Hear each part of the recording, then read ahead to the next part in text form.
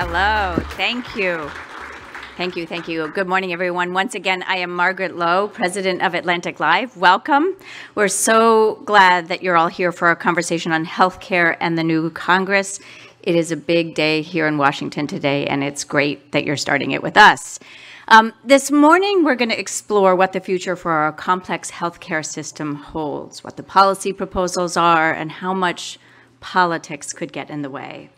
Before voters went to the polls in November, 8 in 10 Americans said that healthcare was the issue they cared about most of all, more than immigration, more than the economy. And House Democrats who flipped 40 seats made it central to their campaigns. Many of these Democrats ran on expanding healthcare and lowering drug prices. Despite agreement on these issues, Democrats still don't have full consensus on the way forward, and nor do they have a plan figured out for how to work with Republicans.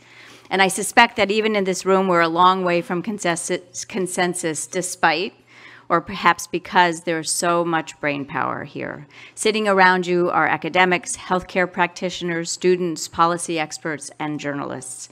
And while I don't think we're going to be solving the big issues here today, my hope is that you'll leave here challenged just a bit about your own beliefs, whether you support Medicare for all or the repeal of Obamacare or anything else.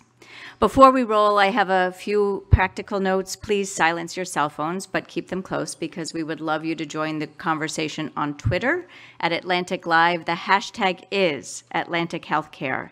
And undoubtedly, you will have plenty of smart questions of your own, so we're going to leave time for your questions throughout the morning.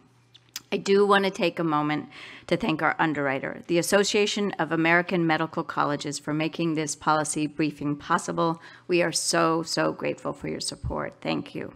And now, I am pleased to introduce our first guest, Tennessee Senator Lamar Alexander. He chairs the Health, Education, Labor, and Pensions Committee.